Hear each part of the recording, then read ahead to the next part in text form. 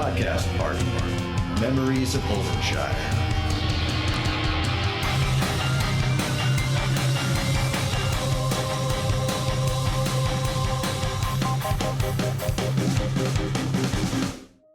You all wake up. It's sudden and you lurch to a stop. Where are you? How long has it been since you could think clearly? What are you doing and what are you wearing? You've got on dark robes over your normal garb and your weapon is drawn. It's dark, lit only by flickering torchlight, and you see each other standing in a circle. Your companions wear the same dark robes as you, and they look just as bewildered and confused. You hear a choked laugh from a figure standing beside you, a human woman dressed in plate armor and dripping with blood. A slender stinger juts out from her chest, snapped off from the creature that she's standing over. The thing at her feet is broken and crumpled like a dead spider, an insectile monstrosity, almost in the shape of a man, but with the face and limbs like some sort of horrible wasp. The woman smirks, and with one last labored breath says, "You're free," before collapsing and going still. The echoes of the woman's armor reverberate, then the sounds of her struggle fade into the darkness ahead of you, and silence prevails. While you have countless questions, what comes first and foremost is simply, what will you do now? There the four of you are, standing in this circular room with these two figures at your feet. Mercury. When the three other compatriots look at you, what do they see? You see a tall, rail-thin male tiefling with blue skin. His eyes are like looking at flickering candle lights through glass, like the actual yellow light behind the orbs of his irises flickers in the darkness of this chamber. He's wearing long black robes like the rest of you.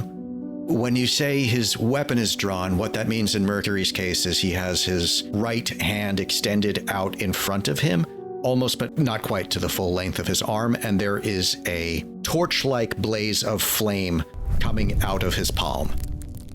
Is there any other light in this chamber, Matt? No, there is no other light.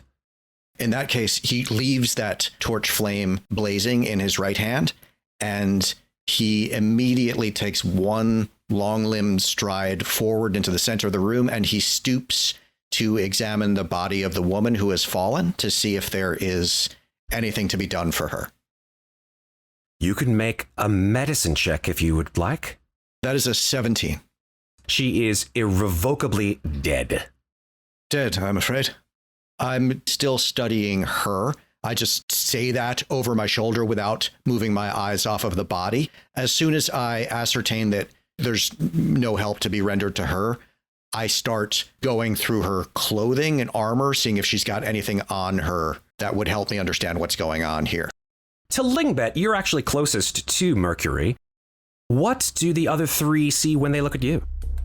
They see a young dragonborn with blue scales and what looks like once nasty wound, now nasty scar over an eye, dressed in a utilitarian fashion with lots of pouches, a net slung over his shoulder, and a harpoon in hand that he is swinging back and forth, not sure who to point at right now. As he looks around at the group assembled here, he takes a step back to give himself as much space as he can. And what is that thing? Pointing towards the creature on the ground.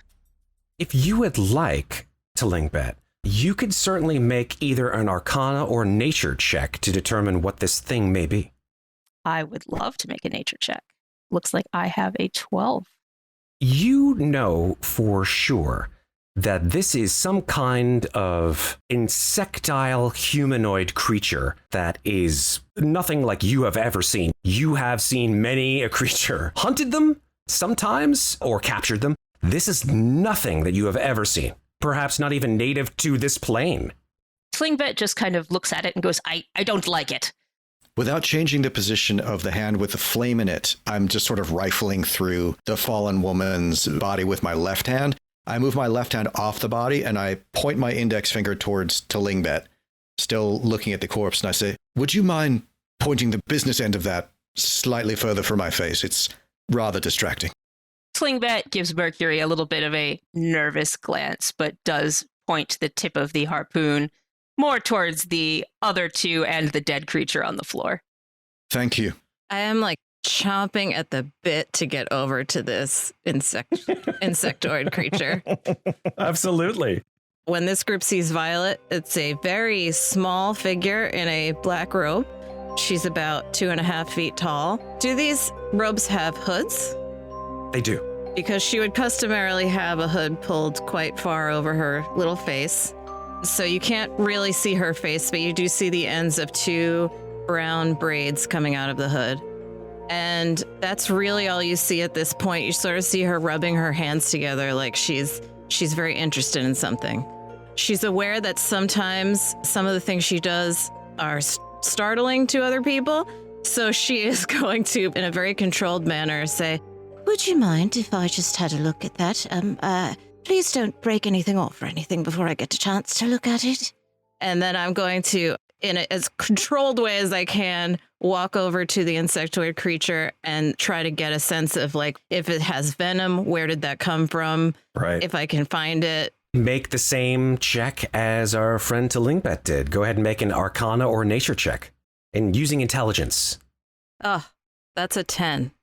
You barely know anything about giant wasp creatures, certainly not ones that look in some way like a man. Whatever it is, you can guess just from the fact that this woman died with the stinger of this creature in her chest, that the stinger was the implement by which the creature utilized its venom to kill. Right. That it is most likely no longer able to be used in any way. Does anybody mind if I just sort of, just snip a little bit off of here? Just a little bit. Okay, thanks. And then I'm going to just, like, in a too dexterous way, just slice a piece off of this creature and put it in my bag. Absolutely. And then I'm just going to kind of look askance at the body that is on the ground of this woman and try to time when I'm going to try to go over and check that body up, but I'm waiting. When Tlingbet sees Violet cut a piece off, he just kind of looks at you and goes, I wouldn't recommend eating that.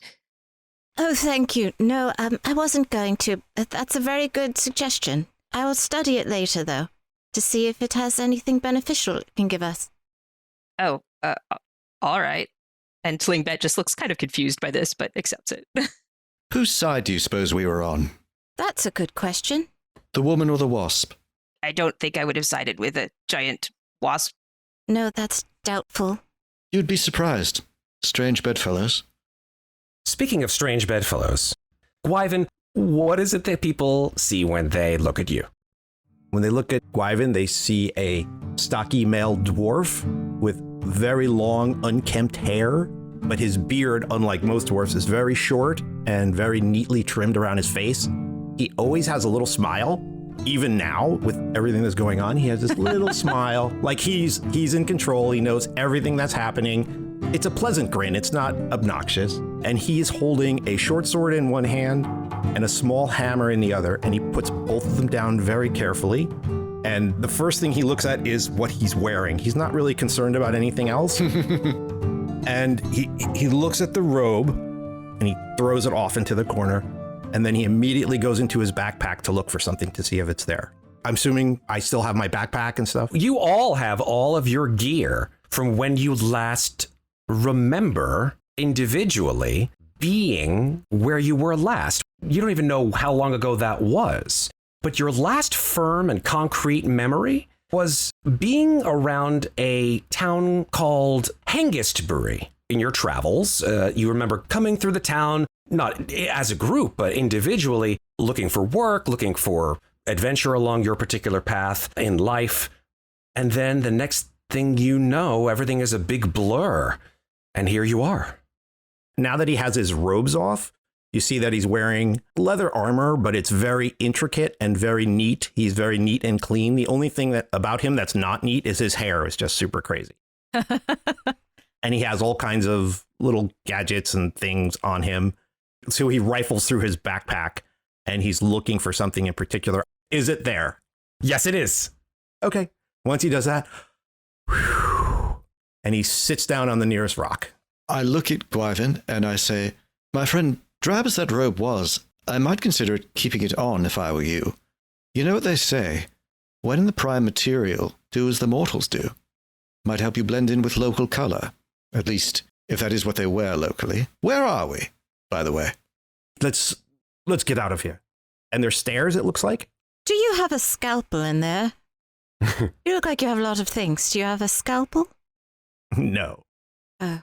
As I say that, I'm like just kind of inching towards the woman and I'm checking her out and I'm going to try to extract the stinger if I can. Prior to this, have I found anything on the body? You sort of push her body over onto its side so you can check to see if there's anything in and around her possessions. Does she have any pouches? Does she have something on her person? Beyond the enormous and very heavy looking full plate armor that she is wearing. This doesn't seem to be made out of steel. It seems to be made out of some other material. It's very sort of thick and pitted, but it is very well crafted and very, very broken. Any insignia or jewelry, tattoos, anything that might give me a sense of where she might be from or who she might be affiliated with? You don't see anything on her body or her armor that seems to have any kind of distinctive sigils or anything like that. But she does have a very nice looking warhammer that's still in her hand, which is almost spotless. Even after probably utilizing it to fend off the attacks from this awful creature, it has a very distinctive curved design. Very beautiful, actually. Am I able to recognize it? Does it seem familiar to me? Do I know who might make it? No, it doesn't seem to have any kind of distinctive features about it that indicates its make or model, so to speak.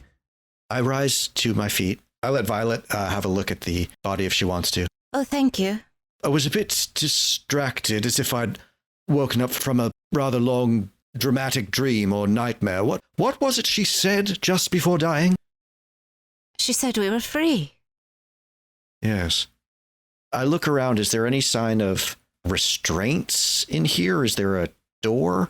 A little claustrophobic room almost. It's only about 30 feet wide and 50 foot tall, though. It's a circular chamber. It's lined with alcoves that, are normally reserved for ceremonially shrouded bones of the holiest of ancient monks. This is some kind of ossuary. There is a staircase to the south which leads up into the upper rafters of this chamber, probably about 20 or 30 feet up. And you can see from your position that there's a landing which does have seemingly an exit from this area. Does anyone know how we came to be at the bottom of this well of bones? Not the usual way. Dying, you mean? Yes, that's what I meant, yes. I think we walked down the stairs. So the last thing we remember is, potentially looking for work, right? Yeah, some of you. Slingbot's going to check his pockets and see if he's been paid. Yeah, absolutely. Priorities. You are used to the kind of jobs that pay you much more than 7 gold, because that's all you find on your person. Slingbot acknowledges, just kind of pats his pockets down, and then he looks around and says, well, I don't think we were hired because I haven't been paid. Stop messing with those bodies and let's go. Just a moment. If you allow me to, I have gotten at least part of the stinger off. Sure. More than happy to have you have a dangerous, venomous instrument. Go for it. Thank you. I put that in my bag. And I've also been surreptitiously just kind of trying to get a little blood in a vial because I think there might be poison still in the system and I would like to analyze it later. I wasn't sure whose blood you were actually trying to get. So, sorry. okay. Of the body of the valiant fighter. I'm going for her because it was in her system. I assume these have sort of like bell sleeves, they're properly dramatic black robes. So Sure. I'm just sort of talking and doing that under my sleeves. I'm trying to hurry up and I'm going to cork it and follow them. And I'm pretty sad that I can't take more parts. Before we head up, I would just like to stop Tlingvet, and I say, I don't believe we've met. I don't believe any of us have met. My name is Mercury, sole proprietor of the Waning Moon Tavern. I bow. Tlingvet just looks Mercury up and down. This is the part where you tell me your name? Yes, Tlingvet. Tlingvet. And you, sir? I turn to Gwyven. I'm Gwyven. I'm very well known. I mean, I am a locksmith and a security person. Have I heard of him? I don't think so. No, I mean, there's a family business. Yeah, it is a family business, but it's not like that. Yeah, I just nod and smile silently. In that moment, Gwyven notices the body with the armor and the weapons lying on the floor, and he stops what he's doing and he walks over to that and he starts looking at it to see if there's anything on the body that he could either fix and or sell for a profit.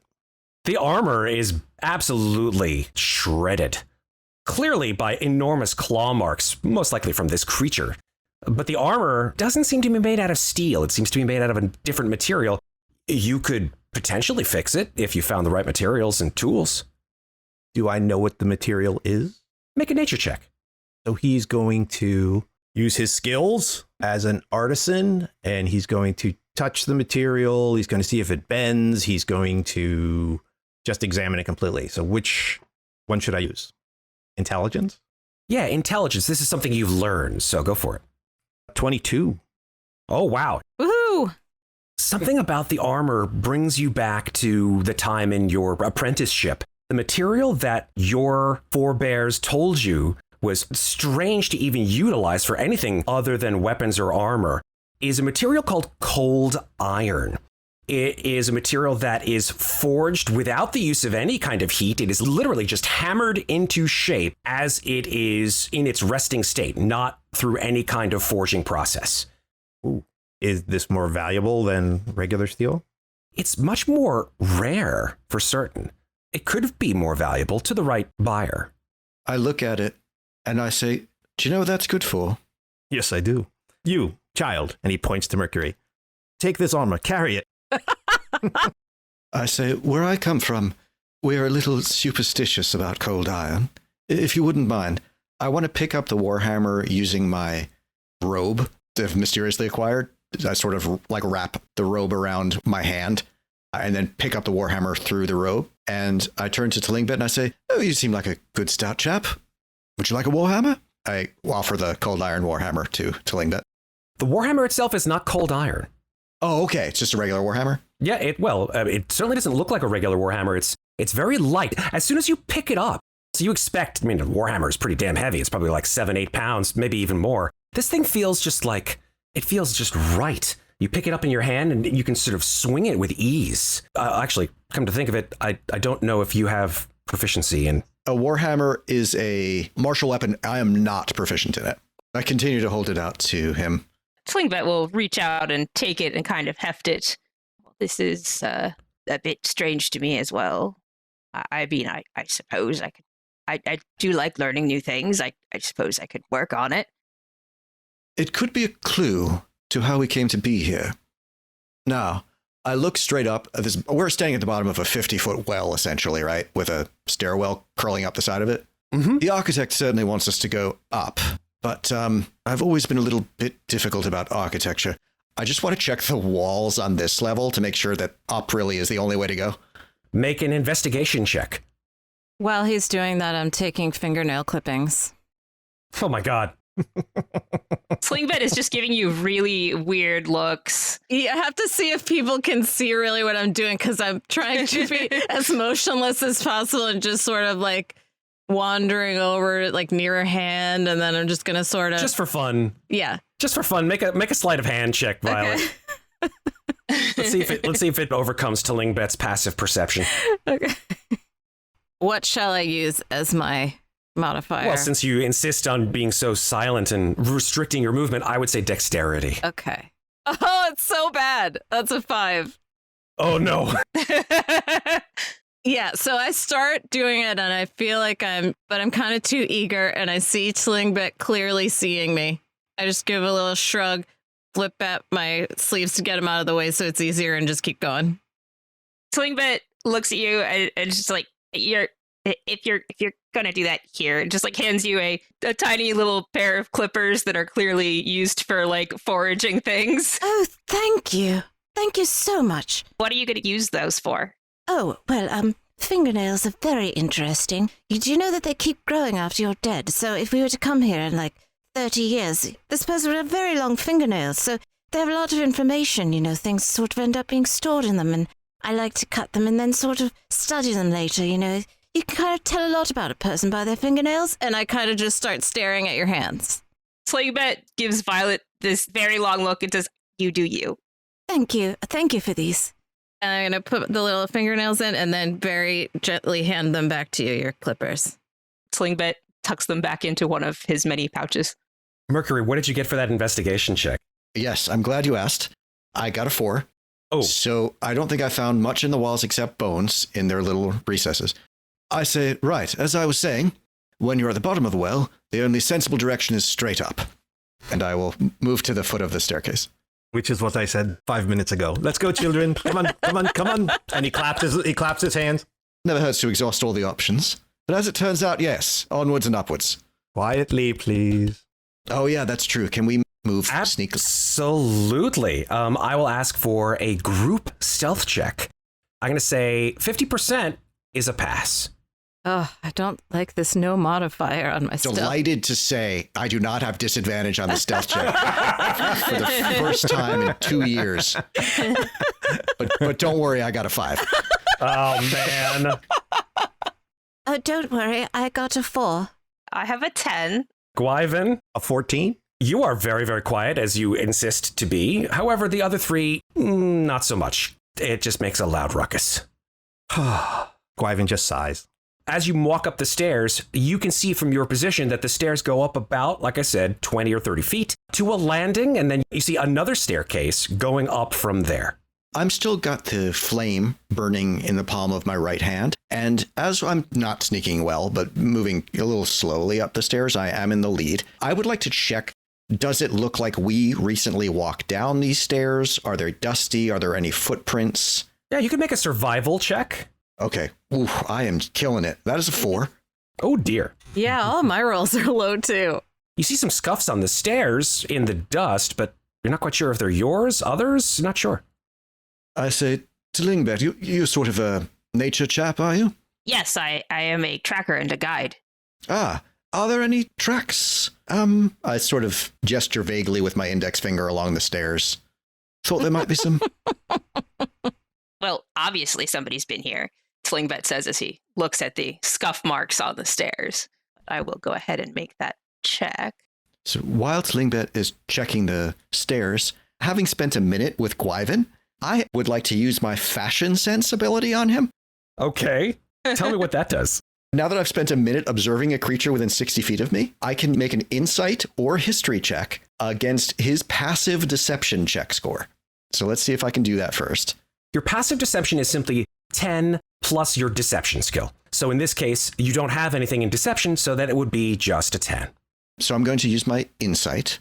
I did get a dirty 20. What does that do when you overcome his passive deception? If I've overcome his passive deception, I learned the following information about Gwyven. Whether his charisma score is higher or lower than mine. Mine is a 15. Mine's a 10. Okay. His cultural and national origin, if any, and his social standing in the local majority culture. I completely forgive you if you do not have that information, but if you do, I know it. Amazing. I'm a dwarf. Yep, I got that. Yep. He's obviously an artisan, a merchant of some kind, and it looks like he's fairly successful. I just continue smiling at Gwyven and nodding. Do I notice him looking me up and down? Because I have the exact same skill. And if I notice him checking me out, I'm going to check him out. You do the same thing back to him? Absolutely. Roll your insight. My passive deception is going to be 12. Although, if it was a matter of concealing my emotions, I do have expertise in that area. Yeah, but Nope. it's not. Unfortunately not. However, you have failed to overcome my passive deception. I rolled a 7. I don't really care that much. Oh, now you don't care. I see. That's certainly passive something. You hear like, and then something scurries up the stairs, and you look down, and there's a mouse, and it looks up at you, and its ear falls off, and I come running up, and I go, oh no, Mort, no, come back. And then I'm like running between you all on the stairs, and I pick him up, and I pick up the ear, and I put them both in my pocket. I'm sorry, madam. I'm afraid your mouse is in an advanced state of decay.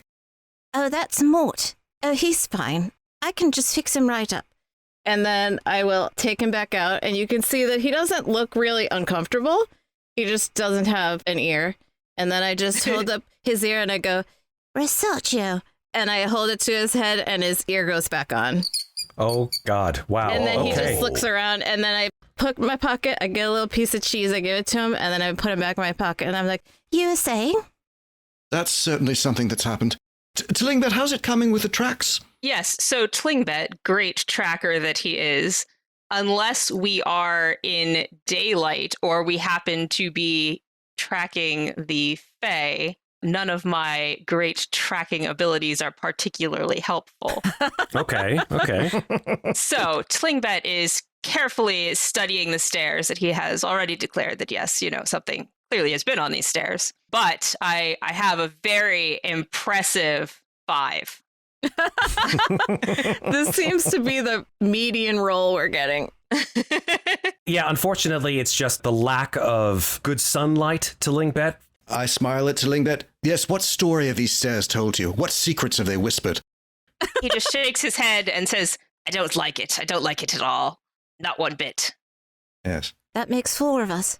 Onwards and upwards. Yes, let's go. Yeah, I continue to go up the stairs. The moment he takes one step to go up the stairs, Gwyven says, if I was to design these stairs in my little horror pit here, I would have one of them trapped. Would you like me to check? Yes. I am a security person, and I will check it for you. Okay. I press myself like up against the wall and allow him to move in front of me. So Gwyven will go up the stairs, and he'll check them if there's like one that's loose or one that's slightly elevated or one that looks like it's obviously not touched, so that everyone who lives here knows it's a trap stair. And he will go all the way up to the landing and check the stairs. So go ahead and make an investigation check. We'll say that for the entire length of the stairs. Hang on a moment, old fellow.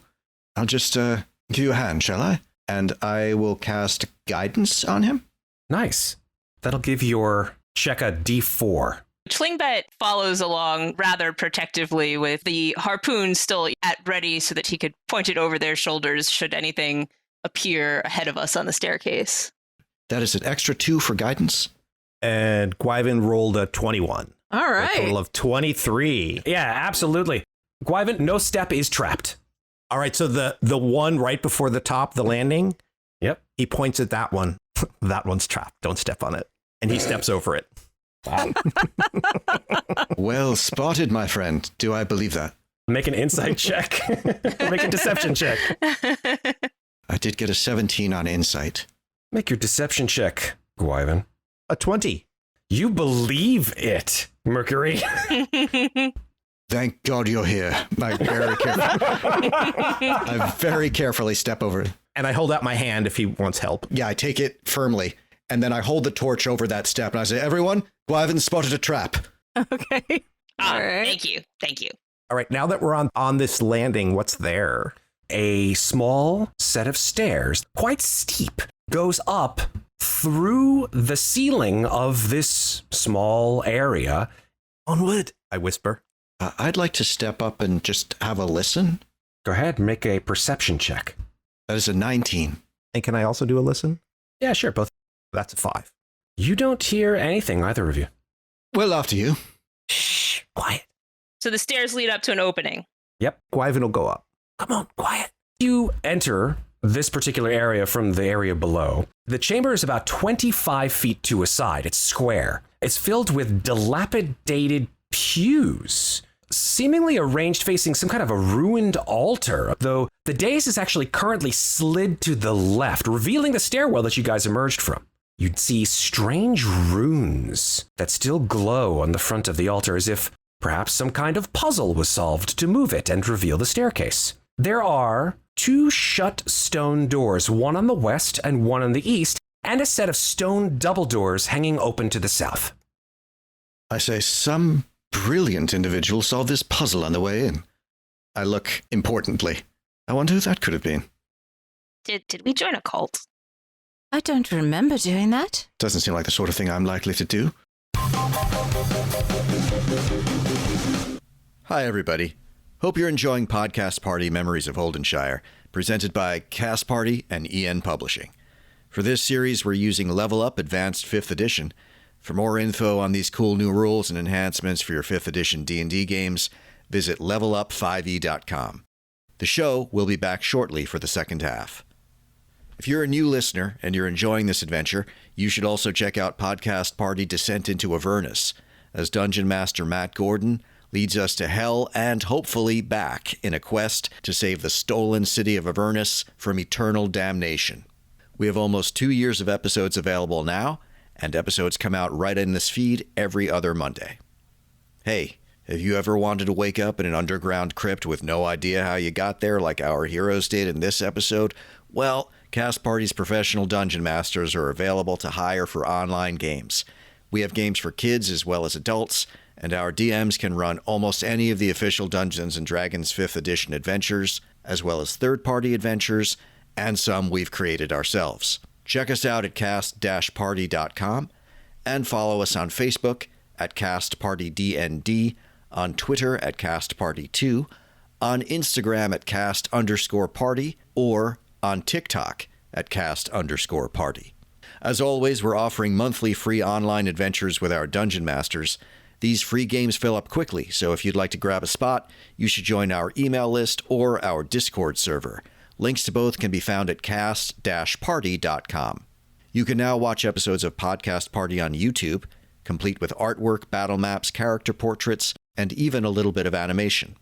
You can also now catch episodes of our monthly chat show, Power Word Talk, on our YouTube channel as well. Check out the show notes for the link, or visit cast-party.com.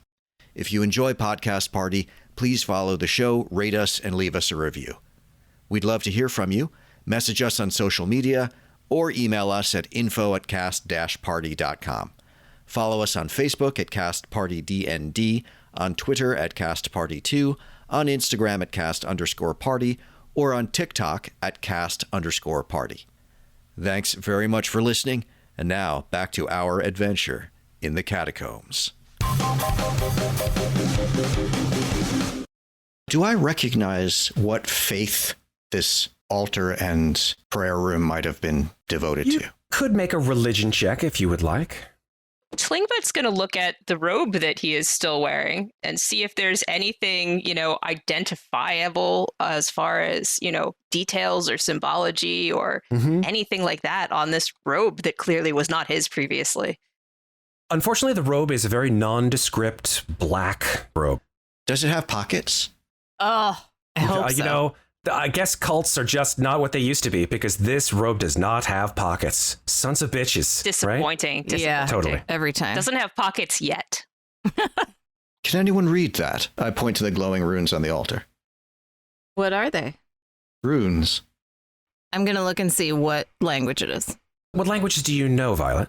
I know Abyssal, Common, Gnomish, and Elvish. This does not seem to be in any of those languages. Can't make heads or tails of it. I can speak Common, Elvish, and Infernal. It's none of those. I have Common, Aquan, Draconic, and Sylvan. It's none of those either. I can speak Common, Draconic, and Dwarvish. It's none of those either. Would you like to know what it said? Yes.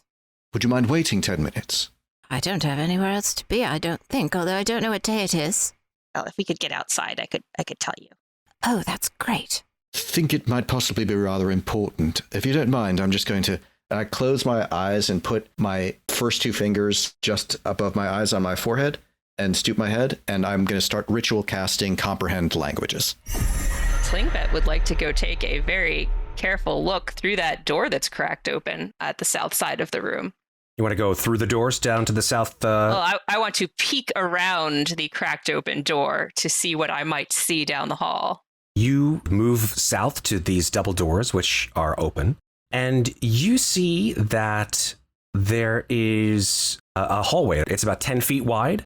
Looks like it's about 40 feet long, and it ends in stone double doors at the south side. Make a perception check. So that's going to be an 11. It's not dusty at all. It's very sort of clean. It's very sparse. Something weird about it. You're not quite sure what, but like your hunter senses are tingling about it. You're not quite sure why. How is it lit? There is no light at all in the hallway. You are only seeing it through your dark vision. Gotcha. Just point of order. Does Tillingbet have dark vision? Yes, he does. Yes. So is that a level up thing? Yeah, Dragonborn have dark vision, 60 feet of dark vision. Excellent. Nice. As they should. As they should. Yep. Yeah. Okay. While they're doing that, Gwyven will walk past Mercury and say, it's probably the magic to close the altar and, well, you just have fun. And he'll go to the door to the west and he will listen at it. Make a perception check. That's a 9. You hear nothing. Child, and he points to the little girl, go listen at the door. I don't answer you. Do you consider everyone who's not you a child? Oh, sorry. I have a lot of children and habit. Sorry. You are also rather short. You realize that. I'm still concentrating and I say, it's all relative. My name is Violet. If you'd like to use it, maybe I will discuss it with you. Apologies, Violet. Yes, please listen. See if there's enemies about. Oh, sure. I get up and I go and I will listen at the eastern door. Make a perception check there. You can use your wisdom value. Oh my God. Can I only get 5s? Oh, is my no. question. Because I got a 5. You hear nothing. Seems fine. And I'm going to sit down next to the door and take out my sketchbook and my cartographer stuff. And I'm just going to start making a map of our surroundings. And I'm going to keep doing that so that I kind of can remember where we were. If anybody cares, I don't see anything down the hallway out here, but it seems strange to me. I don't like it. Have I got the comprehend languages spell off? Yeah, I'd say that 10 minutes have passed. I would say that this is not a language at all. Fuck. I say, well, I've learned it's not a language. Oh, do you have a spell that is like understand non-languages?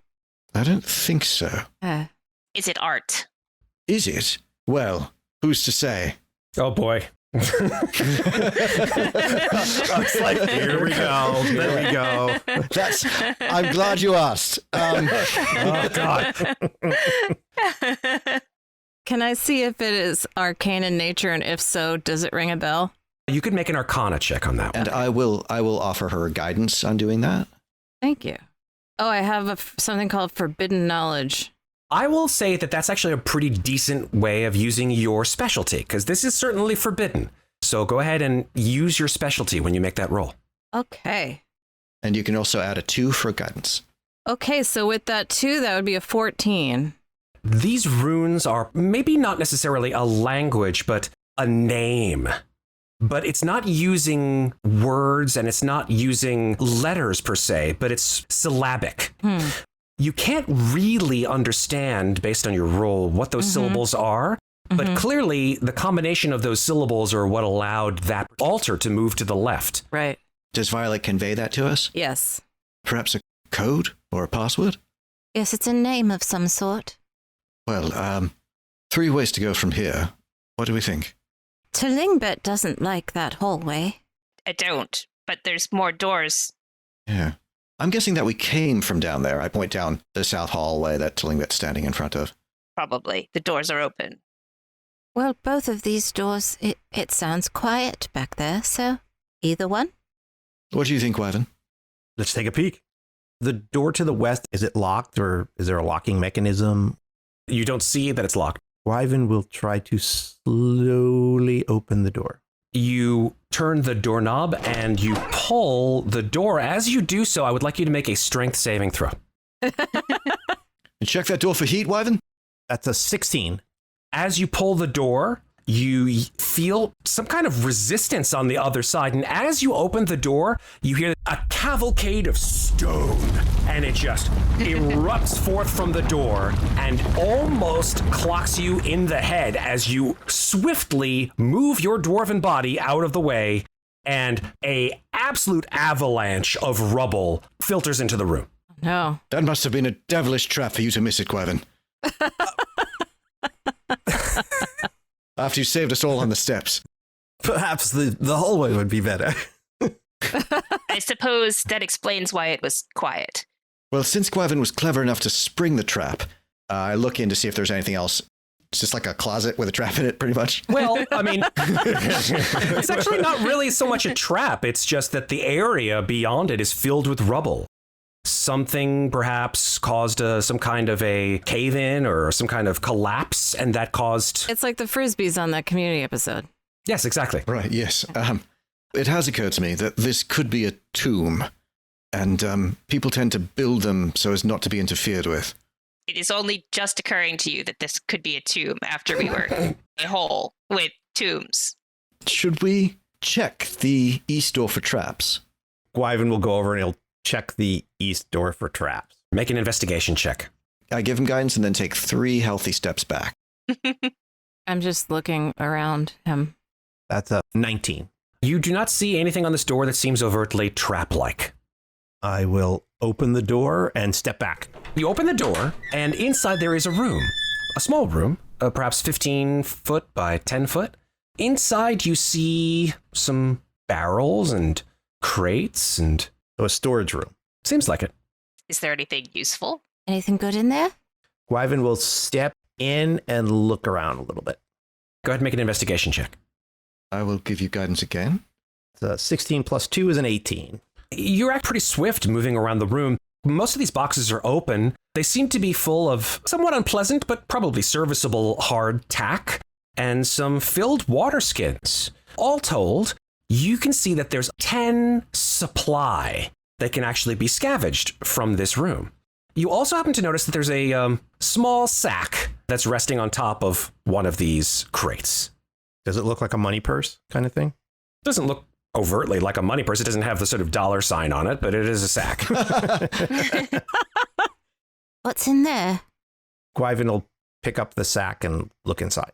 You open it and find that there are a whole bunch of very nicely wrapped hard candies in there. Oh. Candy. And I give it to Violet. I just toss it to her. Slingbet puts his hand out.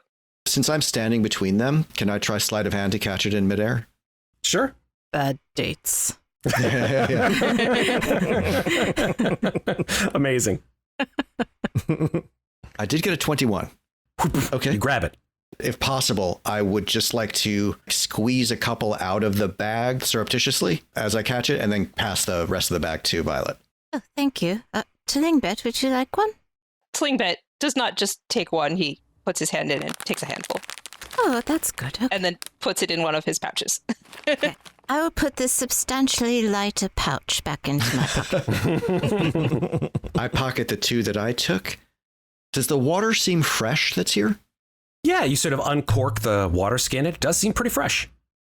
Someone's been using this. Does anyone need a refill on food and water? That's a good question. If I have 7 supply, can I take more at this point? It does say the most you can carry. So it's actually up to your strength. Okay. My strength is very bad. My strength is 7 and I have 7, so I'm all full. There you go. How about the rest of you? I'm at 10. I am likewise carrying as much as I can carry. I am then 1 short of what I can carry, so I will help myself to 1 supply of food and water. It's worthwhile mentioning what supply is for the listener. There are different ways of handling your sort of daily intake of food and water and making sure that you're all healthy during overland travel, or perhaps even just long periods in which the party is journeying.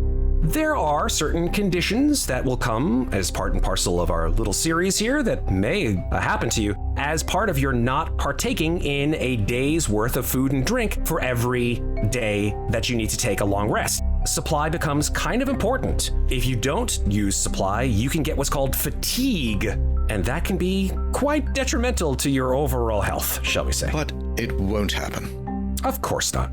Seems like there's nothing else for it except to proceed as the architect intended. And I point down the hallway to the south. 1 second. Right before Gwyven leaves the supply room, he has some chalk in his pack, and he's going to take it out and he's going to kind of scribble on the ground a little bit in front of the door. He's going to make sure he doesn't step on it. And then when he shuts the door, he's basically leaving it there to see if we come back here at some point, if someone else has stepped there. Got it. Does that make sense? It does. And then I guess we're off down the hall. You guys can see with your dark vision towards the end of the hall. And as you move into this hallway, you feel this insane burning sensation on your feet, Gwyven and Mercury. And each of you take 2 acid damage as the material on the floor that you did not see starts to burn through the soles of your boots. Jump I back. immediately back out. Slingbet shakes his head. I told you I do not like it.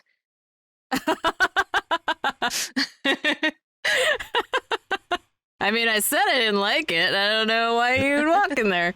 Gwyven would like to look at the floor to see if he can figure out what's making the acid on the floor. Go ahead and make a perception check. I'll give Gwyven guidance again. Total of 16.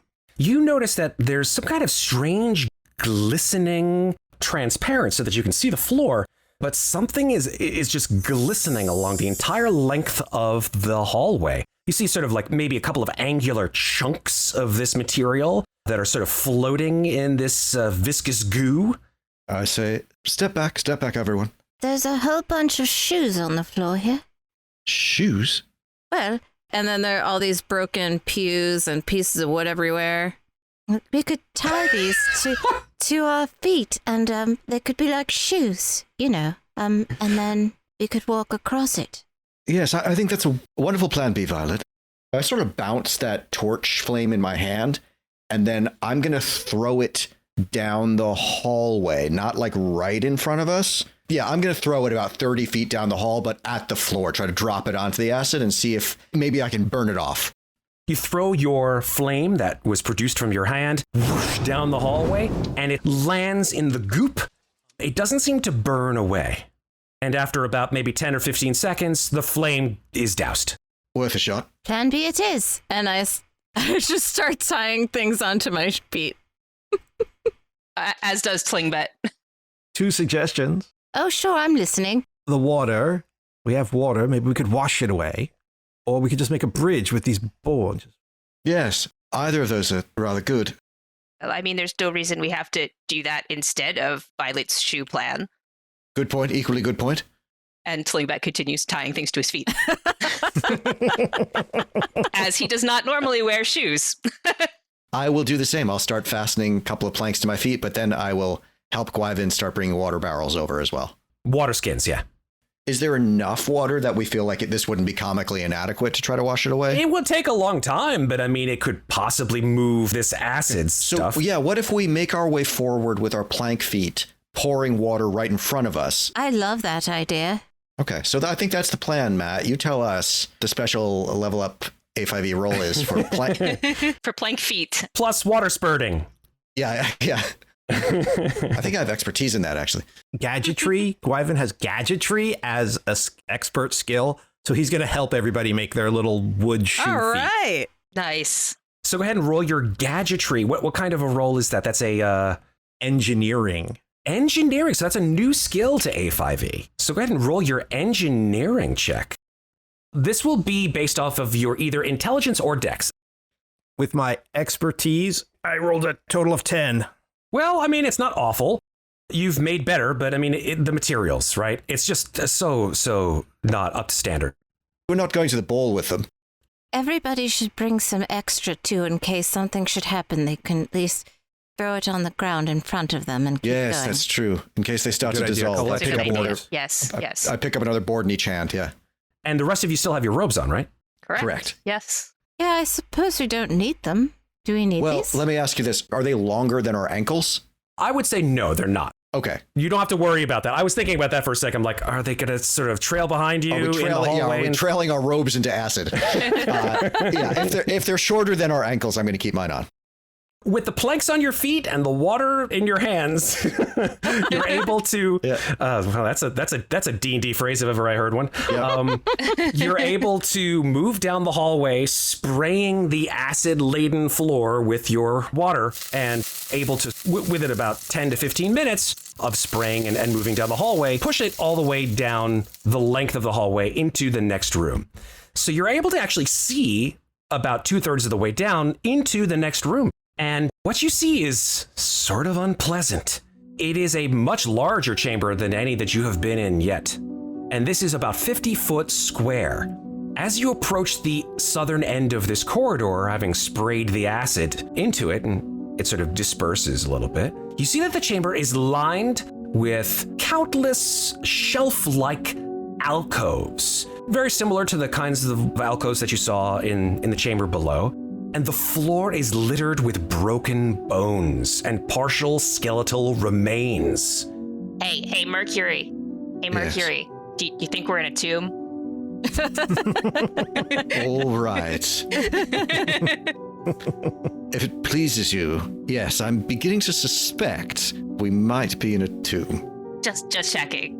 Catacombs, actually. That's where we are.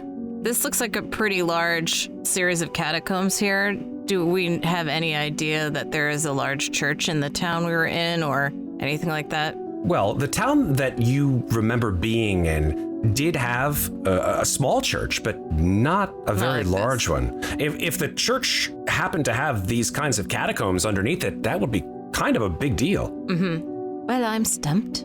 Now I'm terribly suspicious. Gwyven, would you mind just checking these doors again before we pass through? All right. Gwyven will scooch past everybody and their wooden board feet. Every door could kill us. And he will examine these two. Looks like there's two doors that are busted open. Yep, they are indeed. In fact, they're facing you as if they were pushed in your direction. Investigation then. That is a 19. You do not see any overt traps or even covert traps on these doors. All clear. After you. I don't know that it is all clear. That has an evil look. I point towards this Golgotha of bones. They're kind of in the center of the room. Is there anything above them, like on the ceiling? You look up at the ceiling of the room. You do not see anything besides just stonework. But from your position, Gwyven, you are able to see that the west side of this square room has a single door that is in fact open, or at least partially open. And before we go in, he's just going to check the floor if there's more acid or if the acid has ended. Yeah, the acid seems to have ended where you are standing, although you have pushed it partially into this room. Great. Do you want me to send Mort in? Yes.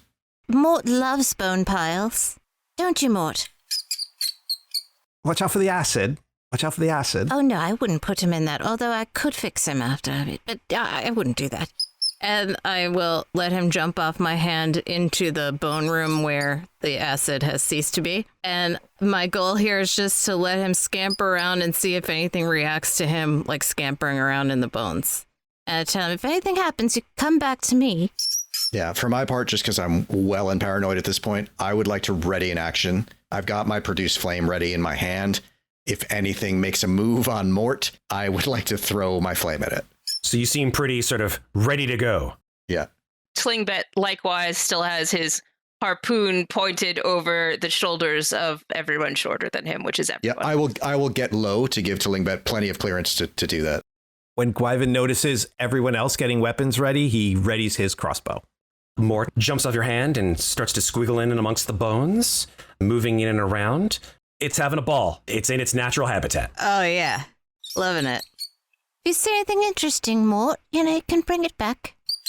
Mort will pop its head up out of the pile of bones, takes its paws, runs it up against the ruined remains of its face. Its eyeball pops out. It sort of squishes it and pops it back in. That's a boy, Mort. And then sort of like gives you a couple of squeaks in your direction.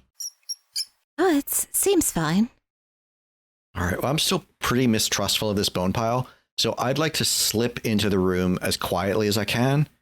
Make a stealth check. And I will give myself guidance before trying to do that. Okay, pretty shitty. Let's see if guidance can do anything. Okay, it is a 12 with guidance. Okay, not bad. You move your slat-laden feet into the room. Oh, I take those off. As long as we're clear. Oh, yes, you take them I off? will. Okay. Yeah, you're okay. I was going to say. Clump, clump. Yep. Okay, so in order, I take my slat feet off. I cast guidance on myself. I slip into the room. I would like to try to hug the western side of the room if I could possibly help it. I do not step on any bones. Just trying to make my way towards the western door. But I'm also waiting to see if anyone follows me. I don't want to get too far ahead of the group. Gwyven will follow. Are you trying to be quiet or are you just following him? Oh, I am trying to be quiet. Go ahead and make your stealth check. I cannot guidance you because that would be not be quiet, I think, for me to do that spell at this point. I don't need it. That's a 24. Quiet as the grave, no pun intended. Quiet as a dead mouse. That is a dead mouse. You both said it. Amazing. How about you, Violet? Violet got an 11. She's crouching down and beckoning to Mort to come back. Come on, Mort. Good job. And finally, Talingbet.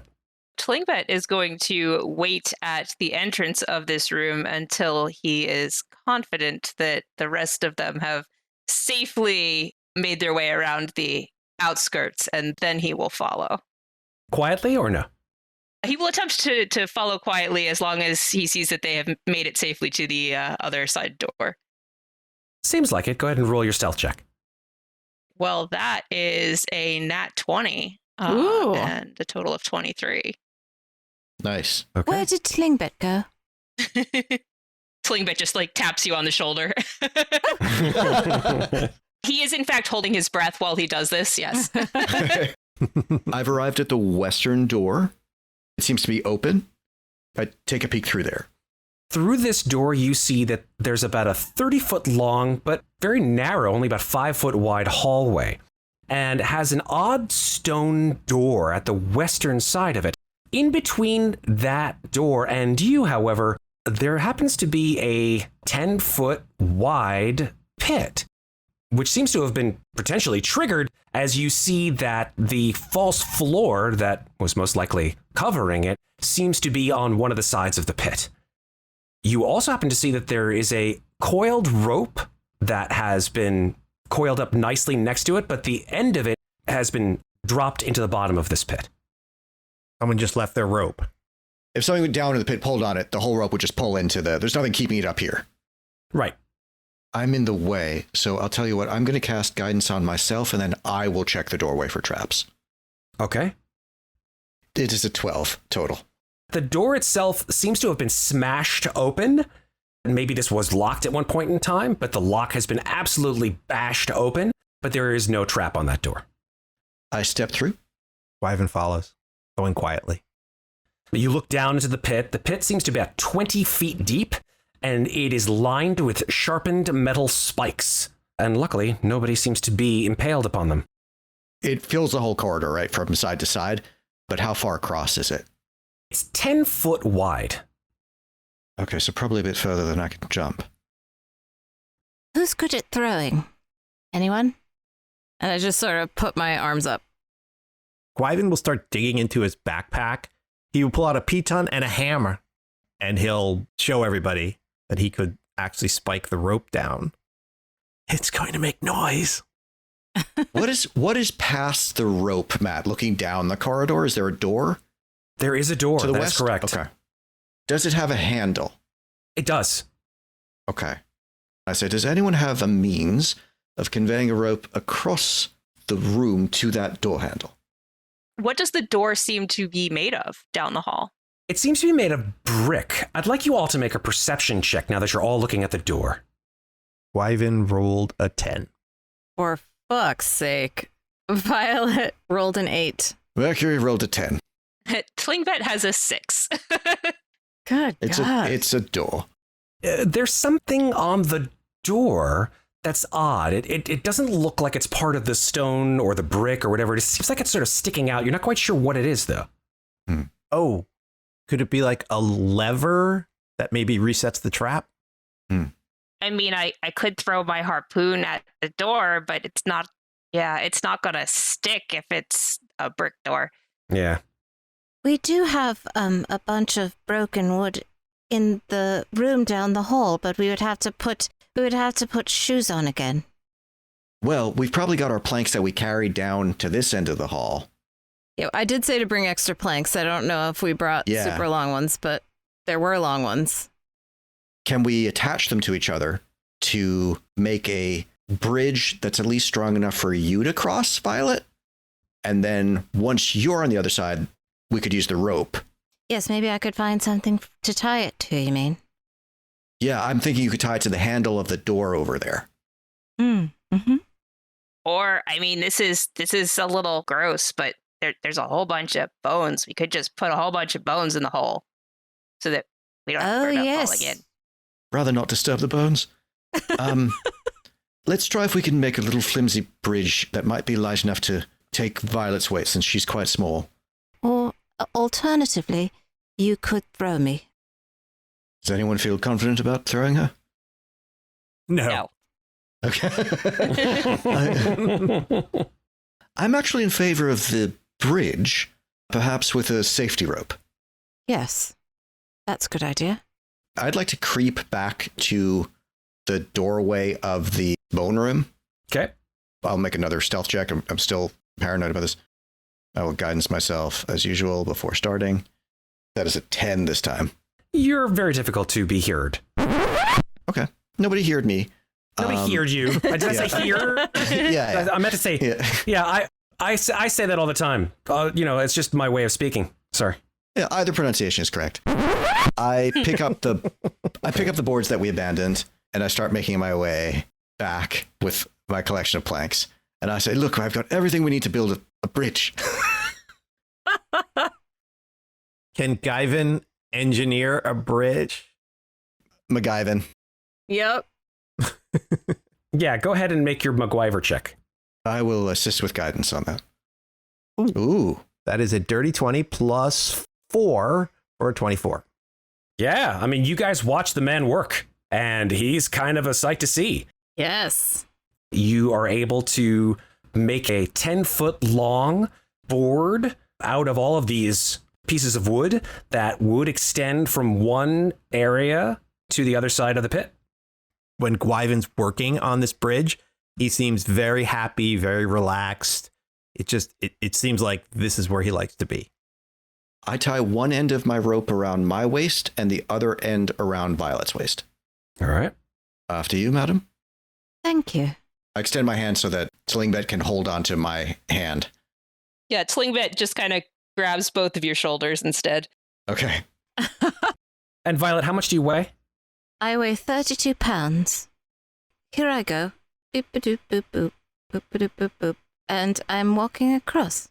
Violet walks the 10 feet across this plank bridge. And although you hear it creaking just a bit, the wood holds, thanks to the engineering of MacGyver over there. This is a wonderful bridge, thank you. Shall I tie the rope? You should untie the rope from your waist and leave the end of it on your side. Go down the end of the corridor and tie that rope to the handle of the western door. The rope that's lying on the floor. Yes, I do that. Tie the two ropes together. So as you approach the western door, Violet, you notice that the thing that they couldn't see over on the far eastern side of the corridor as you approach is a very small lever. There's a lever over here. I think it controls the door. All right. First things first, I suppose. And I tie the rope the way you instructed me. So now, if I'm correct, there's a rope tied to the lever, tied to another rope that's connected to my waist now. Yep. Okay. I take it off of my waist and tie it around Slingbet. Yep. And I say, here goes nothing. Yes, don't die. I'm holding onto the rope and walking across the bridge. So if the bridge collapses under me, I've still got the rope. How much do you weigh? I weigh 165. As you creep across it slowly but surely, you hear the wood creaking under your feet. A couple of sort of small cracks, maybe, but you're able to make it to the other side next to Violet. All right. What a bridge. Yes. Slingbit looks over his shoulder back at Gwyven and says, well, did we think through how we're getting the last person across yet? Gwyven's going to go up to the bridge and he's going to examine it to see if it's still stable or if he needs to fix it and or replace it or Reinforce it? Yeah, go ahead and make an investigation check. 6. You're not really able to see anything on this bridge that may indicate that it's starting to falter. Well, except that it did when I walked on it. My friend, I am likely going to break the bridge when I step on it. I am rather larger than the rest of you. I think the lever might reset the trap. Oh, all right. Violet, would you like to give it a try? Sure. I'll start pulling it. At your touch, the lever pulls easily, and you hear the grind of stone, and the shine of daylight pours into the darkened catacombs, and you hear muttered curses from the other side. Uh-oh. Blinking in the light, Violet, you're in front, and Mercury directly behind her, you both see out onto a cluttered alleyway. The sounds of bustle and civilization starkly contrasting the deathly silence of the catacombs. You both spot, directly in front of you, a halfling, the source of the muttered curses, picking himself off the trash-littered cobblestones and rubbing a fresh red mark on his forehead. He quickly raises a knife and begins to shout, but then drops it and gasps the moment he sees your faces, saying, forgive me, I didn't realize I was speaking with celebrities. And the halfling gestures to the wall behind him, which you now see is plastered with countless wanted posters, each bearing striking, if somewhat exaggerated, likenesses of you and your companions, with the words, wanted, dangerous cultist, dead or alive, 100 gold reward. Oh, no. He sheepishly looks up at you and asks, you ain't gonna cut out my kidneys or whatever cultists do, right?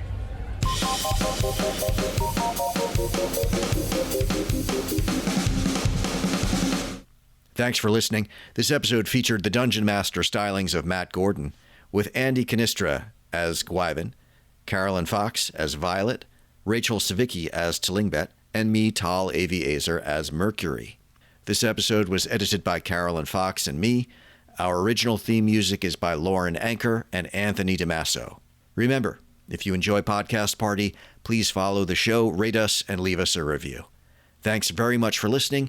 We will be back in 1 week with the next episode of Podcast Party Descent into Avernus, and in 2 weeks with the next episode of Podcast Party Memories of Holdenshire.